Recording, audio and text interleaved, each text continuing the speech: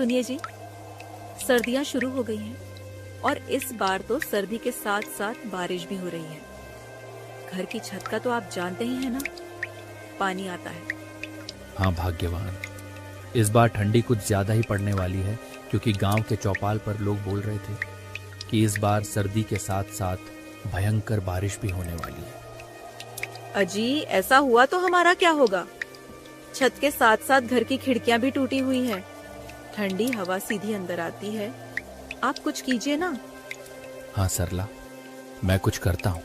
मालिक के पास जाकर देखता हूँ, वे अगर कुछ मदद करेंगे तो मैं घर की छत और खिड़कियां ठीक करवा दूंगा। ठीक है?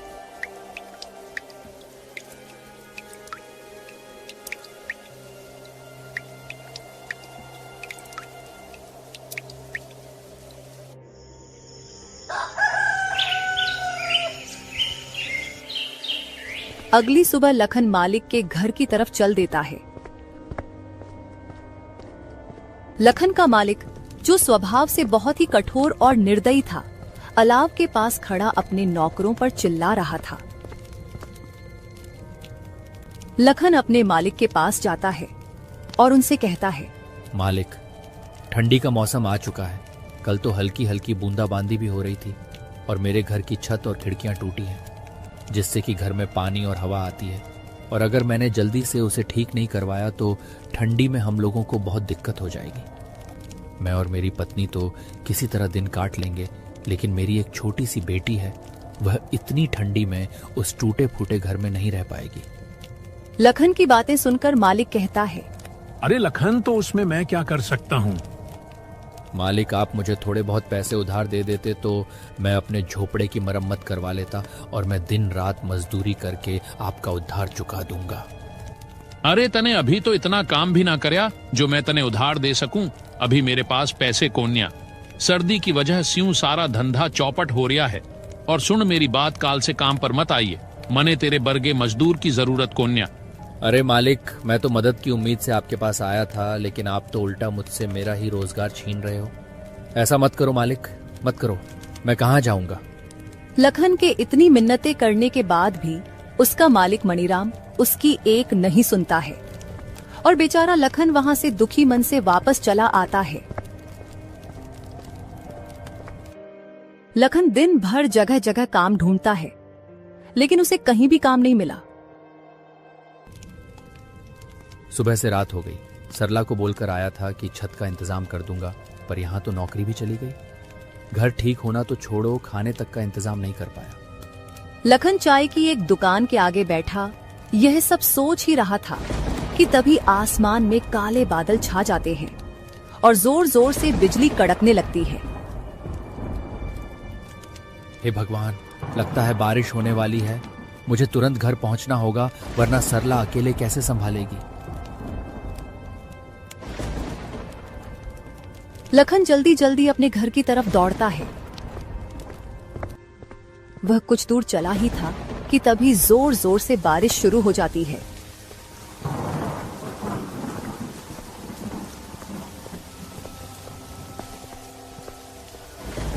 हे ऊपर वाले, ये कैसी परीक्षा ले रहे हो? पहले क्या आपको हमारे दुख कम लग रहे थे, जो ऊपर से ये बेमौसम की बारिश और शुरू कर दी? धीरे धीरे बारिश बढ़ जाती है और चारों तरफ पानी ही पानी हो गया था, मानो कोई समुद्र हो, जिससे लखन का उसमें चल पाना बहुत मुश्किल हो गया था।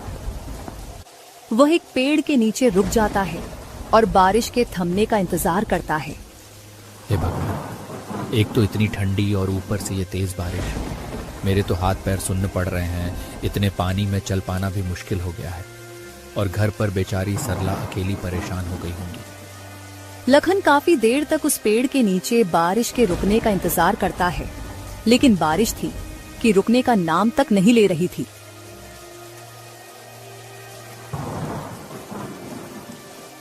चल लखन, इस बारिश का कोई भरोसा नहीं, ये रुके या ना भी रुके। इतना कहकर लखन उस तेज बारिश में घर के लिए चल पड़ता है। जहां तक लखन की नजर जा रही थी, सब और पानी ही पानी था।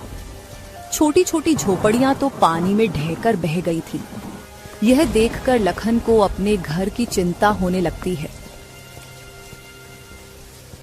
बेचारा लखन जैसे तैसे करके अपने घर तो पहुंच जाता है, लेकिन जो वह देखता है उसके होश उड़ जाते हैं, क्योंकि घर में पानी भरा हुआ था और आधी आधी दीवार तक पानी पहुंच गया था। सरला तुम ठीक हो ना? मुन्नी ठीक है ना? हाँ, हम दोनों ठीक हैं। और देखो, मैंने मुन्नी को ऊंचे पलंग पर बिठा दिया है, लेकिन हमें घर का सारा पानी बाहर निकालना होगा। हाँ चलो भाग्यवान, निकालते हैं। वे दोनों बाल्टी भर भर कर घर से पानी निकालने लगते हैं, लेकिन वे जितना पानी निकाल रहे थे उतनी ही देर में उससे भी दुगुना पानी घर में भर रहा था।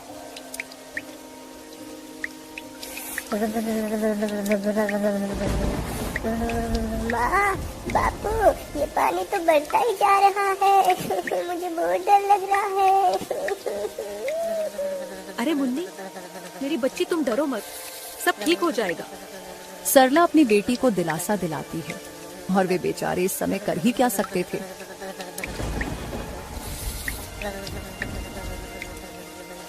रात के आखिरी पहर बारिश रुकती है। वे जैसे तैसे करके उस रात को बिताते हैं।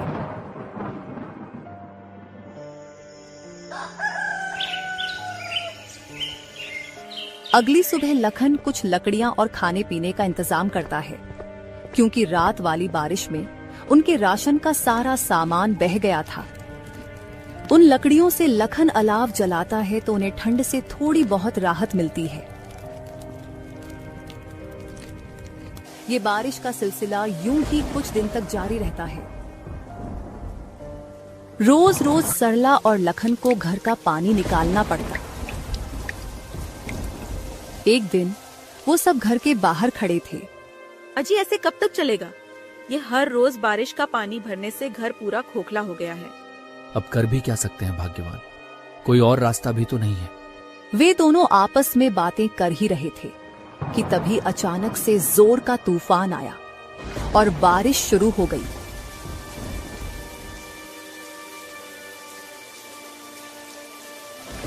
देखते ही देखते लखन का सारा घर बारिश में पूरी तरह ढह गया। हे भगवान, ये क्या हो गया? हमारी आखिरी उम्मीद भी खत्म हो गई, हमारा घर ही टूट गया। अजी, शुक्र मनाओ कि घर ही टूटा है। मुन्नी और हम दोनों बाहर ही हैं। अगर हम लोग अंदर होते तो सोचो क्या होता। हाँ भाग्यवान, तुम ठीक कह रही हो। भगवान का लाख लाख शुक्र है, कुछ अनहोनी नहीं हुई। पर अब ऐसे में हम मुन्नी को लेकर कहाँ जाएंगे? इतनी ठंड और बारिश में भीगकर हम सब बीमार हो जाएंगे।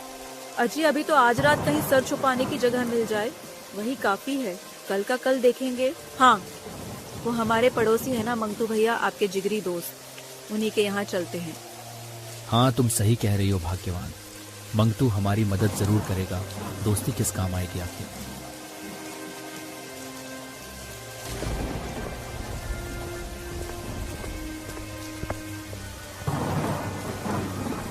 वो दोनों अपनी बेटी को लेकर मंगतू के घर के तरफ उस तेज बारिश में चलते हैं और मंगतू के घर का दरवाजा खटखटाते हैं।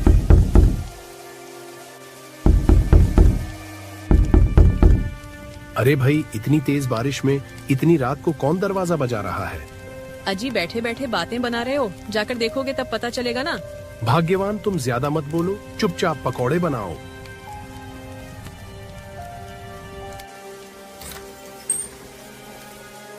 अरे लखन, तू पूरे परिवार के साथ इस समय यहाँ? सब ठीक तो है ना? अरे कुछ ठीक नहीं है मंगतू भाई, तेज बरसात की वजह से हमारा घर ढह गया है। सड़क पर आ गए हैं हम लोग। बीबी बच्चों को लेकर कहाँ जाता, इसलिए यहाँ आ गया। आज की रात क्या हम तेरे घर में रुक सकते हैं? देख भाई लखन, दोस्ती यारी अपनी जगह ठीक है, मैं तुझे रख भी लूं, पर तेरी भाभी कभी नहीं मानेगी। और वैसे पूरा परिवार एक साथ माफ करना भाई, मैं नहीं रख सकता। तू कैसी बात कर रहा है मंगतू? मैंने भी हमेशा तेरे अच्छे बुरे वक्त में तेरा साथ दिया है, और आज जब मुझ पर मुसीबत आई तो तू मुंह फेर रहा है। ऐसा मत कर मेरे भाई, एक ही रात की तो बात है, मेरी बच्ची बीमार हो जाएगी। सब समझता हूँ लखन, पर मैं नहीं रख सकता। अभी तुम कोई और जगह तलाश कर लो। लखन कुछ और बोल पाता, उससे पहले ही मंगतू ने उसके मुंह पे दरवाजा बंद कर दिया। ये लो जी, पकोड़े खाओ। कौन था दरवाजे पर? अरे भाग्यवान, वो लखन और उसका पूरा परिवार था। उसका घर टूट गया है, इसलिए यहाँ रुकने को आया था। मैंने बाहर का रास्ता दिखा दिया। अजी, लखन तो आपका अच्छा दोस्त है ना, उन्होंने हमारी कितनी बार मदद करी है। आपने ये ठीक नहीं किया जी। अरे, मैंने कोई धर्मशाला खोल रखी है क्या जो हर किसी को रख लूं? और कैसा दोस्त? अब उसके पास ना घर रहा ना कुछ और, तो वो मेरे किस काम का? मैं दोस्ती तभी तक रखता हूँ जब तक सामने वाले से फायदा हो। भगवान से डरिए जी, वक्त बदलते देर नहीं लगती। कहीं ऐसा ना हो ये आपके बड़े बोल आप पर ही भारी पड़ जाए। अरे भाग्यवान, ऐसा कुछ नहीं होता। ये लो पकौड़े खाओ, बड़े ही स्वादिष्ट बने हैं। उधर मंगतू बरसात के मजे ले रहा था, तो वहीं लखन का परिवार तेज बारिश में बीच सड़क पर भीग रहा था। अजी, आप तो मेरा दोस्त कह के जान लुटाते थे ना, और उसने तो हमें एक रात घर में रुकने तक नहीं दिया।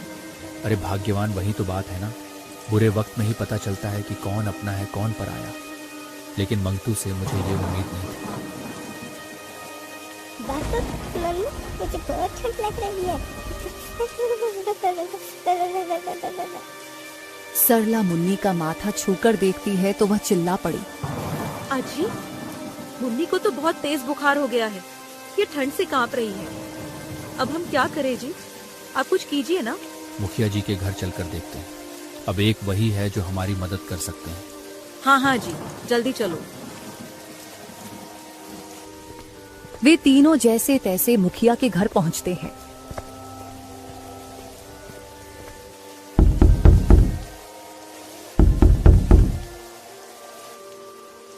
हाँ भाई, लखनऊआ बोल का हुआ? कैसे नाना हुआ? इतनी रात में काहे कुंडी बजावत है? मुखिया जी, वो बारिश से मेरा पूरा घर टूट गया। मैं बेघर हो गया हूँ, मेरी मदद करो। आज रात अपने घर में ठहरने दो। क्यों भाई, मैंने तुम लोगों का ठेका ले रखा है क्या? पता नहीं तुम लोग कहाँ से चले आते हो मुंह उठाकर। मुखिया जी, आप गांव के कर्ता धर्ता है। अगर बुरे समय में आप ही हमारी मदद नहीं करेंगे तो और कौन करेगा भला? अरे मुखिया हूँ तो क्या हुआ? मेरी हवेली कोई धर्मशाला थोड़ी है। अब तू यहाँ से चुपचाप जा रहा है या नौकरों से धक्के मार के निकल आऊं? मुखिया ने उनकी एक भी नहीं सुनी और उन्हें धक्के मारकर हवेली से निकलवा दिया। रात भर वो कभी किसी रिश्तेदार का तो कभी दोस्त के घर का दरवाजा खटखटाते रहे, पर किसी ने भी उनकी मदद नहीं की। थक हार कर वे बेचारे एक पेड़ के नीचे बैठ जाते हैं। आज दिखा दिया लोगों ने, कोई किसी का अपना नहीं होता। आप हिम्मत मत हारिए जी, ऊपर वाला सब देख रहा है। वह हमारी जरूर मदद करेगा। एक दिन हमारे भी जरूर दिन बदलेंगे, और जिन्होंने आज हमें आंखें दिखाई है ना, भगवान उनकी आंखें एक दिन जरूर झुकाएंगे। वे रात भर ऐसे ही बारिश में भीगते भीगते अपनी किस्मत को रोते रहे।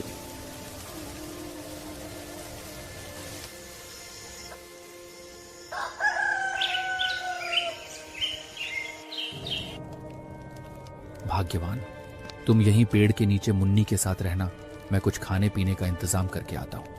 अच्छा जी, ठीक है, पर जल्दी आना।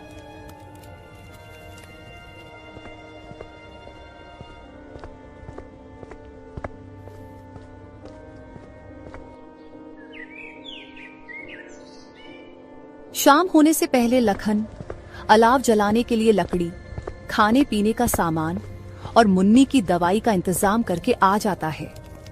अब बारिश भी नहीं थी तो वह लोग आराम से उस पेड़ के नीचे ही रहने लगे।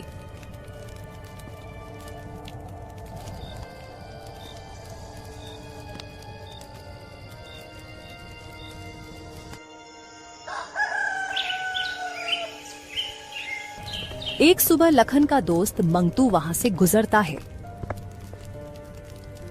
अरे भाई लखन, तेरे इतने बुरे दिन आ गए जो इतनी ठंडी में ऐसे पेड़ के नीचे रहना पड़ रहा है।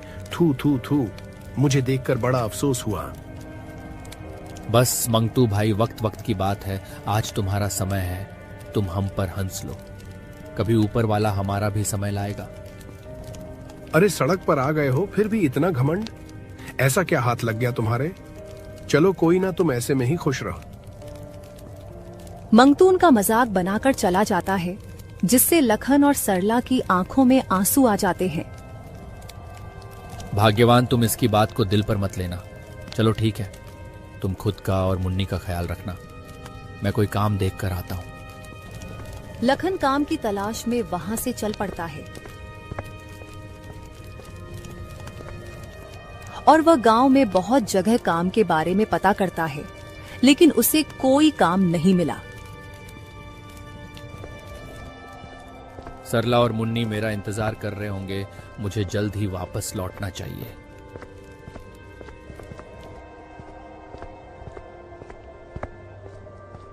जैसे ही लखन वापस लौट रहा था तो वह देखता है कि गांव के चौपाल पर लोगों की भीड़ लगी है। अरे भाई, क्या बात है? आज यहाँ ये इतने लोग इकट्ठे क्यों हो रहे हैं? भाई, वो बीकानेर वाले अमीर सेठ माणक चंद है ना, वो गरीबों को ठंड में खाना और कंबल बांट रहे हैं। जाओ जाओ, तुम भी ले लो। ये सुनकर तो लखन के शरीर में जैसे नई जान आ जाती है। वह झट से लाइन में खड़ा हो जाता है और सेठ माणक चंद से भोजन का पैकेट और कंबल लेकर वह फूला नहीं समाया। भगवान आपका भला करे सेठ जी, आपने गरीब की मदद करी।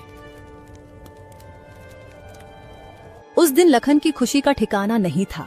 वह कंबल ओढ़ता है तो उसे ठंड से राहत मिल जाती है। वह भगवान का धन्यवाद करते हुए तेज कदमों से अपने परिवार की तरफ चल पड़ता है।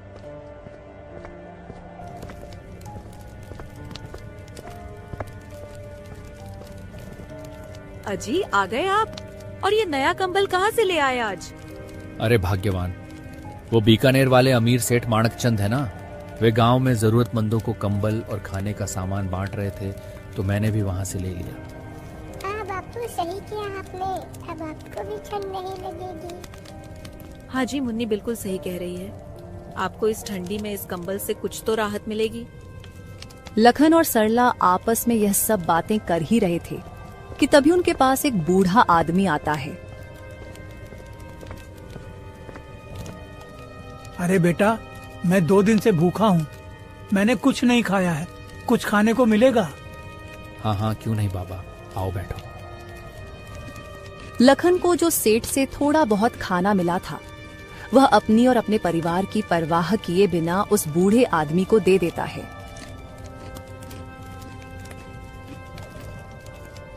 बेटा, तुम्हारा बहुत बहुत शुक्रिया जो तुमने इस सर्दी में इस गरीब को खाना दिया, वरना आजकल ऐसा कोई नहीं करता। लेकिन बेटा, मुझे ये बताओ, तुम सभी इतनी ठंडी में यहाँ सड़क किनारे क्या कर रहे हो?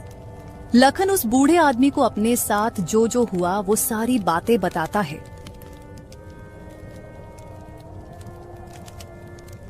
अरे बेटा, तुम्हारे साथ तो बहुत बुरा हुआ, माफ करना। मैंने तो तुम्हारा सारा खाना भी खा लिया। अब इतनी ठंडी में तुम लोग क्या खाओगे? अरे बाबा जी, कोई बात नहीं, मदद करना तो हमारा कर्तव्य है। अरे बेटा, मैंने आज तक तुम जैसा निस्वार्थी आदमी नहीं देखा। तुमने अपनी और अपने परिवार की परवाह किए बिना मुझे भोजन दिया। मेरे पास तुमको देने के लिए ज्यादा कुछ तो नहीं है। इतना कहकर वह बूढ़ा आदमी अपनी झोली में से एक पोटली निकालकर लखन को देते हुए कहता है, बेटा, तुम दिल के बहुत अच्छे हो। ये लो मेरी तरफ से एक छोटी सी भेंट, और इस गरीब का तुम्हें आशीर्वाद है। तुम जिस चीज को भी छू लोगे वह लोहे से भी मजबूत हो जाएगी। इतना कहकर वह बूढ़ा आदमी वहां से चला जाता है।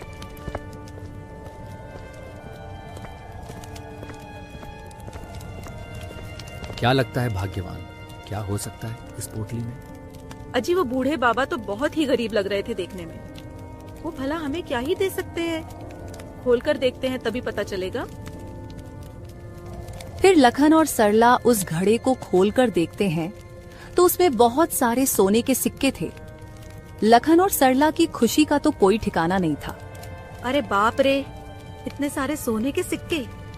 हाँ सरला, मुझे तो लगता है वह बूढ़े बाबा कोई साधारण इंसान नहीं थे। हाँ जी, सही कहा आपने। लगता है भगवान ने हमारी सुन ली। अब उनके दुख के दिन समाप्त होने वाले थे।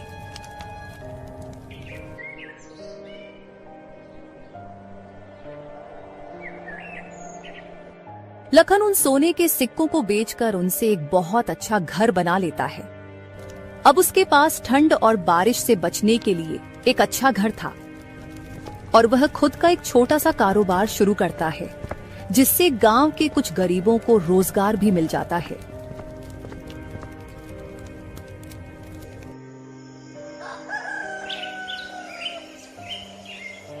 कुछ दिन बीत जाते हैं। वो कहते हैं ना, समय बदलते देर नहीं लगती। एक दिन अचानक आसमान में काले बादल छा जाते हैं और हवाओं के साथ जोर जोर से बिजली कड़कने लगती है और देखते ही देखते भयंकर बारिश शुरू हो जाती है।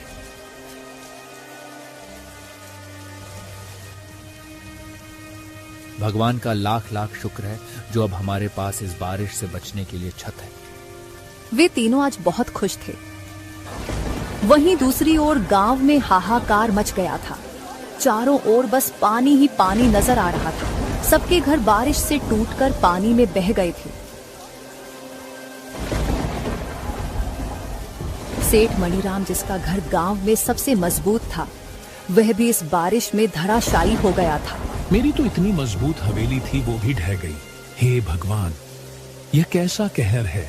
तभी वहां एक दौड़ता हुआ आदमी आया और बोला, अरे सब लोग लखन के घर चलो रे, अब केवल उसका ही घर बचा है। जल्दी चलो, नहीं तो हम सब लोग यहाँ डूबकर मर जाएंगे। चलो चलो। सब लोग इकट्ठा होकर लखन के घर पहुँचते हैं। वे सब लोग देखकर हैरान हो जाते हैं, क्योंकि गांव के सबसे मजबूत से मजबूत घर भी टूट चुके थे, लेकिन लखन का घर अभी भी इस भयंकर बारिश और बाढ़ में सीना ताने ज्यों का त्यों खड़ा था। लखन उन सभी को अपने घर में शरण देता है। वे सब आज बहुत शर्मिंदा थे, क्योंकि उनमें से किसी ने भी लखन के बुरे वक्त में उसका साथ नहीं दिया था। मुझे माफ कर दो लखन भाई, मैंने बुरे वक्त में तुम्हारी मदद नहीं करी। माफ कर दो मुझे। माफ कर दो। सब लोग लखन से माफी मांगते हैं। उन्होंने लखन के साथ बहुत गलत किया था, फिर भी वह सबको माफ कर देता है, क्योंकि वह बहुत नेक दिल इंसान था। कोई बात नहीं, मैंने आप सभी को माफ किया, लेकिन कभी भी किसी गरीब और असहाय के साथ ऐसा गलत नहीं करना चाहिए, क्योंकि ऊपर वाला सब देखता है।